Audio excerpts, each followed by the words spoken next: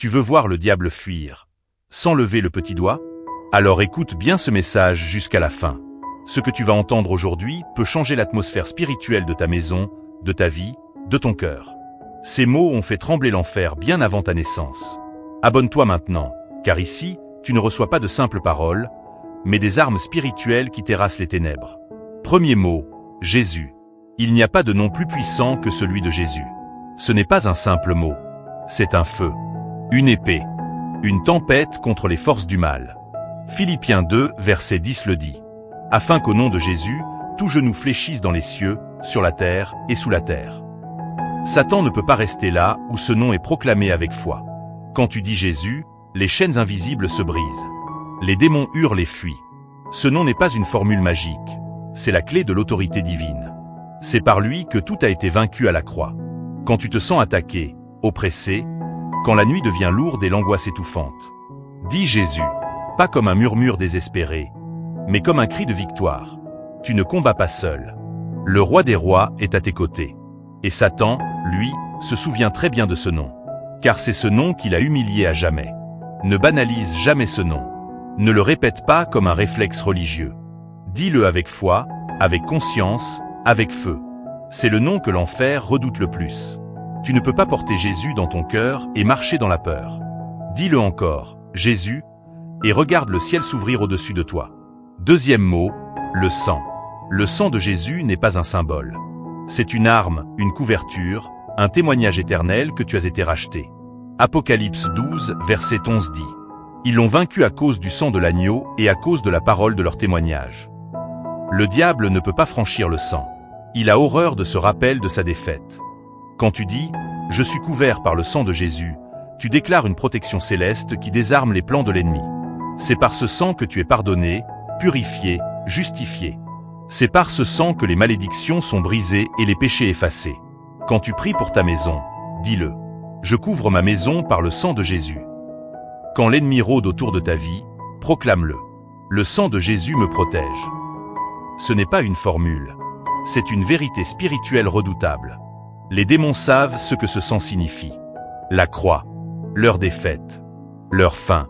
Le sang de Jésus fait ce que rien d'autre ne peut faire.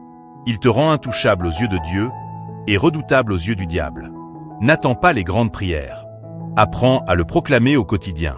Quand tu sors, quand tu rentres, quand tu dors, quand tu luttes. Le sang de Jésus est la frontière que l'enfer ne peut pas franchir. Troisième mot, le feu. Le feu, dans la Bible, n'est pas seulement un symbole de purification. C'est une arme. Notre Dieu est aussi un feu dévorant. Quand tu invoques le feu de Dieu, tu ne fais pas appel à une image poétique. Tu libères une force divine qui consume toutes les œuvres des ténèbres. Le feu de Dieu brûle les liens, les malédictions, les esprits impurs. Il éclaire là où l'ennemi agit en secret et réduit ses pièges en cendres. Proclame-le, que le feu de Dieu tombe sur toute activité démoniaque autour de moi. Et regarde Satan fuir comme une ombre devant la flamme. Quatrième mot, lumière. Jean 1 verset 5 dit. La lumière brille dans les ténèbres, et les ténèbres ne l'ont point reçue. Là où la lumière de Dieu se manifeste, Satan ne peut subsister. La lumière expose les mensonges, révèle la vérité, chasse l'ennemi. Dis-le, Seigneur, que ta lumière éclaire ma maison, mon cœur, mes pensées. Et tu verras tout ce qui se cachait dans l'ombre s'enfuir. Satan opère dans le secret, dans la confusion. Mais quand tu invites la lumière de Dieu, tout devient clair. La paix revient. Les attaques se dissipent. Car la lumière de Dieu, c'est la présence même de Jésus dans ta vie. Cinquième mot, obéissance. Dans un monde où la rébellion est glorifiée, l'obéissance est une arme rare, mais puissante. Satan sait que lorsque tu obéis à Dieu, il perd toute prise. Jacques 4 verset 7 dit. Soumettez-vous donc à Dieu, résistez au diable, et il fuira loin de vous. Pas de résistance, sans soumission. Quand tu choisis l'obéissance, tu fermes les portes par lesquelles Satan essaie d'entrer. Il peut t'observer prier pendant des heures. Mais ce qui l'effraie vraiment, c'est quand tu vis ce que tu prêches. Dis-le, vis-le, marche dans l'obéissance. Et regarde le diable fuir avec rage. Sixième mot, repentance. La repentance n'est pas une faiblesse. C'est une bombe spirituelle. Satan adore les cœurs qui s'endurcissent dans la honte et la culpabilité. Mais dès que tu dis sincèrement, « Seigneur, je me repens », les chaînes tombent. La repentance signifie « Je refuse de rester dans mon péché. Je reviens vers Dieu ». David, malgré ses fautes, a désarmé l'enfer par sa repentance. Un cœur brisé et contrit. Ô Dieu, tu ne le dédaignes pas. Psaume 51. La repentance ouvre la porte au Saint-Esprit. Il agit. Il purifie. Il restaure. Et Satan recule, car son piège a échoué. 7e mot, autorité. Voici un mot que l'enfer ne supporte pas. Autorité. Trop de chrétiens vivent comme s'ils étaient encore sous la domination du diable. Pourtant Jésus a dit « Voici, je vous ai donné le pouvoir de marcher sur les serpents et les scorpions, et sur toute la puissance de l'ennemi, et rien ne pourra vous nuire. » Luc 10, verset 19.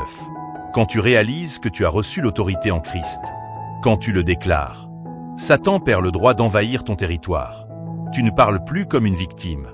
Tu parles comme un héritier du royaume. Et c'est ce que le diable redoute.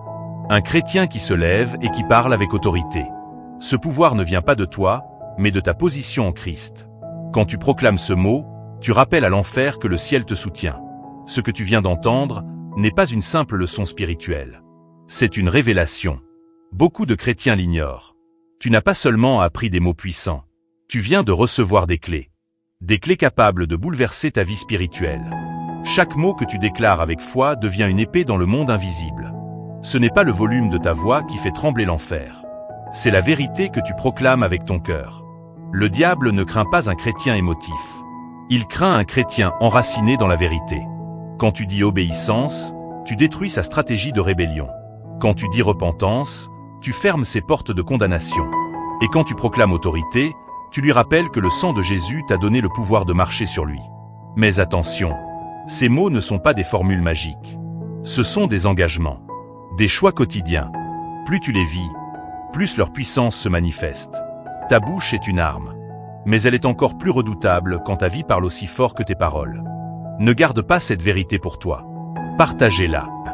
Vis-la, car chaque fois que tu appliques ces paroles, tu gagnes du terrain. Tu fais reculer les ténèbres dans ta maison, ta famille, ton cœur. Et si ce message a touché ton esprit, abonne-toi dès maintenant. Pas seulement pour ne rien rater, mais parce que chaque vidéo ici est un pas de plus vers la victoire spirituelle. Ensemble, faisons fuir les ténèbres avec la lumière de la parole. Tu n'es pas seul. Et surtout, tu es équipé.